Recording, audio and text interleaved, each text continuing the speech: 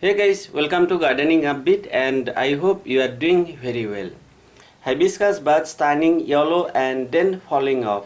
It's one of the most common issues seen on hibiscus, and here in this video I am going to discuss what causes it and how to fix this successfully.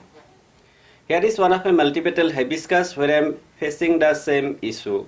By looking at the plant itself, we can tell that the plant is lacking of nutrients. The leaves are not greener and it's turning to yellow. This is a clear sign of lack of nutrients. Now there are few reasons why the buds turn yellow and then fall off. Lack of nutrients is one of them. First I am going to fix the plant and then I will discuss about the other possible causes and what to do to avoid them. This plant is also not looking bushier. So the very first thing that I am going to do is pruning. Well, it's not an easy task to prune a plant when there are buds, but let's do it, and after some days everything is going to look good. If you like, you can grow new hibiscus plants from all the cuttings. Next, I am going to remove the surrounding soil. If you want, you can repot the plant, but I am not going to do it as I did it almost 2 months back. Alright, done, and it's time to add few solid components. The first one is 500 grams of vermicompost. Please note that I am using one 14-inch pot, and if you are using 8 to 10-inch pot or your plant is very new, then please use only half of the components that I am using. The second component is 1 handful of mustard cake. Instead of this, you can use either blood meal or fish emulsion fertilizer.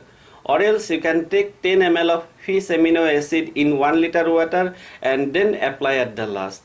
It's available on Amazon. The third component is 1 handful of bone meal. Fourth component is 1 teaspoon of Biovita seaweed extract. It's going to provide all the micronutrients to the plants, and please use it at least once in 25 to 30 days from now onwards. Finally, the last component is 4 to 5 dried banana peels. You can use directly as well, but making small pieces would be better, as this way they would get composted much faster. Next, adding fresh soil mix on the top.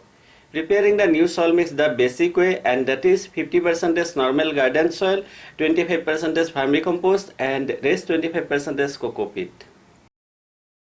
Alright, we are done and it's time to water, and after that I would keep the plant on terrace. You may also think that I am adding too many components. To be honestly saying, it's not an easy task to fix this issue on hibiscus, and we really need to do few things to get a happy plant. Plus, depending on the result, we may have to add one more component. So please keep watching and let's take a look at the updates.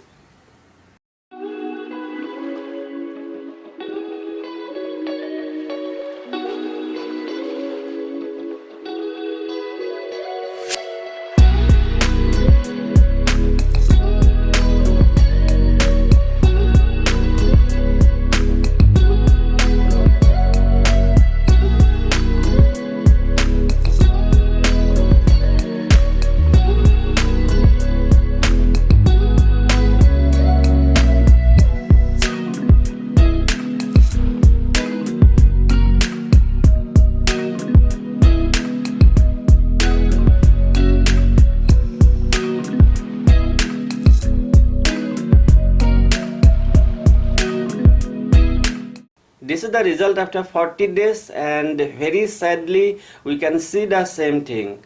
But we also have to agree that the plant is looking quite better comparing to before, and leaves are looking much greener. So what to do? Let's apply the last component, and that is 1 teaspoon of potash. I was thinking to avoid the chemical stuffs, and that's why I added banana peels. But look like I have to use now. Taking 1 teaspoon of potash in 1 liter water and then applying directly in the soil. Let's see what happens. So guys, finally the happy result after 60 days. As we can see, my plant is blooming successfully and it's also looking bushier. We can also see lots of new buds, and this one should bloom tomorrow. You may also ask, is applying potash is enough? Well, I would say no, because in my case you have already seen that previously the plant was not looking good. So applying only potash is not going to work. I also said you that there are some other reasons too, and let's talk about them. The second reason is too much intense sunlight. See, if you are going to use plastic pot and keep the pot directly on the floor, then the soil inside the pot is going to heat up very soon, and this is going to trouble the roots. So if possible, please protect your plant from whole day of sunlight and use a stand, especially when the buds are turning yellow and falling off. If you do this, the heat from the floor is not going to trouble the roots of the plant. At this moment I am not using any stand, but I am protecting my plant from afternoon sunlight. However, most of my other plants are getting whole day of sunlight and I am not facing same issue on those plants. Too much high temperature is another issue, and if summer temperature is high in your place, like above 35 degrees Celsius on constant basis, then please consider growing your plants under green net. The next reason is more or less water.